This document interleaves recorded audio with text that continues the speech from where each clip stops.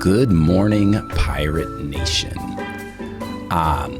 Doing this video to talk about a highly debated topic in Pirate Nation, and that is about multiple accounts slash using multiple wallets. And is it giving you an advantage? Is it worth it? And some of the controversy around it actually being fair. And one of the things was stated in the Discord by the management, by the team, is that from Adam saying we didn't say what was fair, wasn't allowed this go around, and nobody broke the rules. In the future, they'll have clear guidelines to be followed. We want everyone to feel as the competition is fair. And so let's talk about it. And first of all, let me even explain to you how I set up multiple wallets. So exposing myself, just so you get a deeper understanding. So I use Brave Browser, and in Brave Browser, you can add another profile. So for example, I'll call this wallet B. And what it does is it actually creates a whole new instance of Brave. And so for example, you can go over and look for MetaMask and install MetaMask from the Chrome store. Add it to Brave, add the extension, and I can just create an entire new wallet, give it a password, and it creates, I'm not going to secure this wallet, I can look it up later, but done. Now I actually have a wallet, no ETH in it, a new complete instance, for example, and I can go over and, for example, add the Polygon network, approve it, and got it. So now this is all I did. Now this is a separate instance. You can actually run a completely different wallet with pirates, etc. on this once you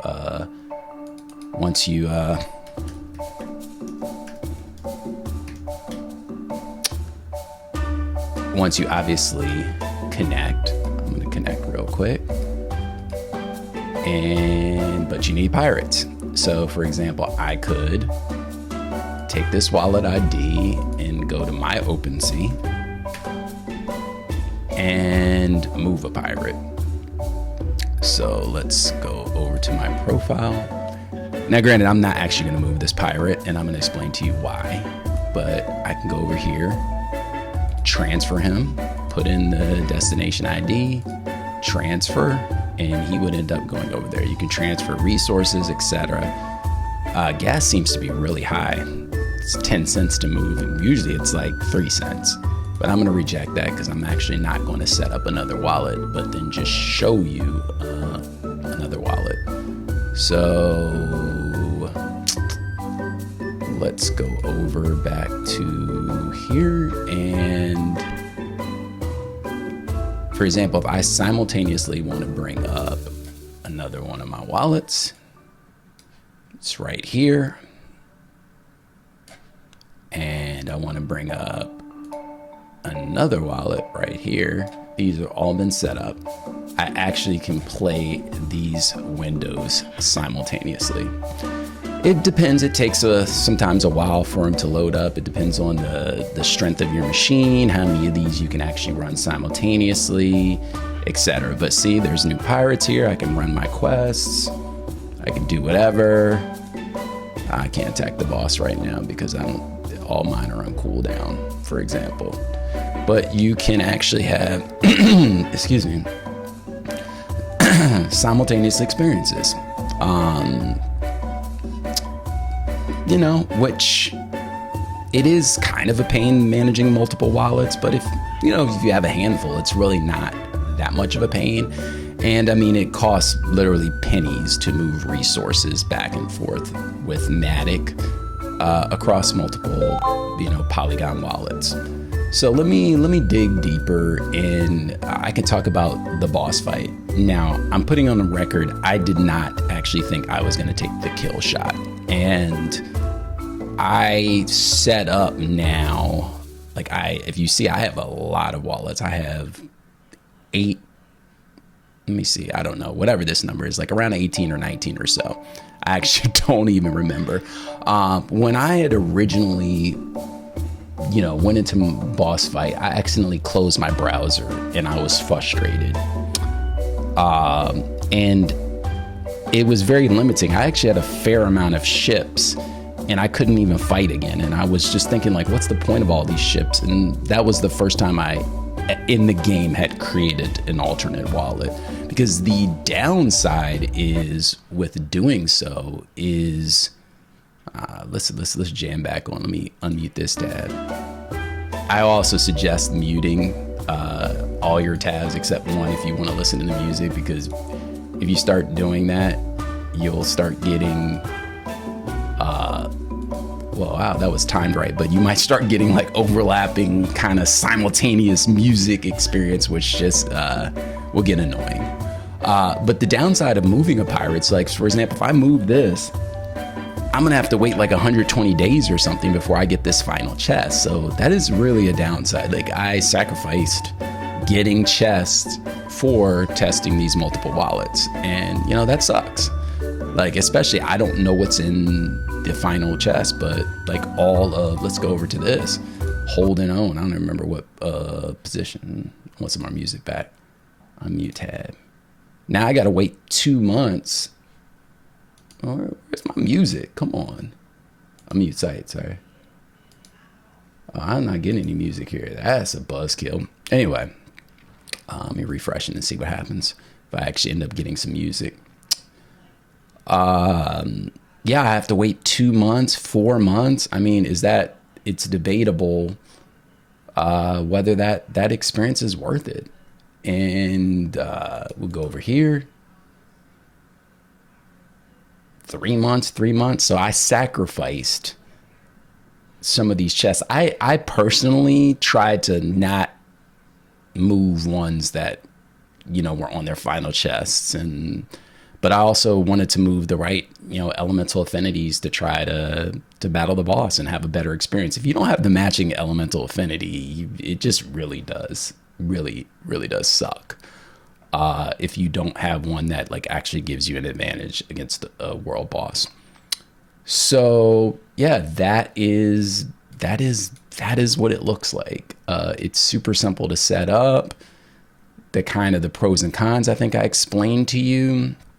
Get some jamming music back, and it's super inexpensive to move items. So for example, if I wanted to transfer this cotton and I own 9 back to, it really depends on the gas price, but back to my main wallet, you have to use I don't think Polygon accepts ENS transfer. I could transfer all of these back and it would cost me 3 cents. I'm not going to do that, but like, it's, you could put like $20 in Matic across and, put one Matic on each and whatever, $3 or whatever, a few Matic on each, and you can transfer to your heart's content at really, really low cost, which actually being on the L2 of Polygon makes it a lot simpler. Let me see, anything else I want to cover on this? I'm just kind of doing this ad hoc, but explain the disadvantages. Oh yeah, so when it came, it's so interesting. I really did not think I was gonna get the Bruce Killshot. I was not trying that hard, whether people may believe me or not. I have 13 wallets or so with actual real ships, like sloops, galleons, or something. And I think during that final boss fight, I had 5 active, like when Bruce was like down below 5,000. I just started kind of using those 5. The other ones I had been actually using to regularly to whittle Bruce down, and so we could all just like kill him. And I think I had 7. Like, I really don't recall. Like, granted, this is all on chain. I'm not gonna look it up. I'm lazy. I'm gonna be honest. I had 7 around when he was around 25 or 20K. And then I was testing something. I was like, I was curious if each shot registered on a chain or if it was at the end. And so, because I was going to be like, oh, let me get some started. And I was going to shoot a shot. People start refreshing and see it like going down 100, going down 100. And I was going to try to stimulate it to speed it up, because it was like we were on like some call for like 2 hours. I was doing something else. It was a Discord call. I was like, I just wanted him dead actually at that point. And that didn't work. And then I had 5 or so. I ran to CVS. I came back. It was still... I was like, what's going on here? And, once it started going down and I heard some chatter around, I was like, all right, let me just go. I had a few wallets. I didn't check any of the other ones to see from way earlier if they had expired. And I was like, all right. I started them up. I fired them all off. My kids came home. I didn't even know I had won until probably like 30 minutes. I had all these messages or something. And so, yeah, I am excited that I won, but like, I seriously didn't expect it, nor was I trying to maximize my chances of getting it, for sure. Otherwise I would have held all those wallets back. That being said, on the leaderboard competition, not the leaderboard, the events competition, I think I have, I don't know, like I don't track this that often. I don't even remember my wallet IDs, but I think I may have, that's not me. This is how much like I don't pay attention. I think I may have, somebody said I had 3 at a given time. That's not me. I know just by the pictures of my thing. 3 or, I guess none of mine are anymore. People are bumping me out. That's not me. Because I don't have, this might be me. That's not me. I actually don't have any in the top 10 anymore. I had 1 in the top 10. I wonder what people are doing. Are people splitting up and not going? It's changed drastically. Are people splitting up and... No, none of these are me. Surprising, actually. Wait a minute, this might be me. Is that me? Yeah. That's one of my accounts. Number 7. I recognize that kind of eyes. That's not me. Now I'm just like super curious. Nope.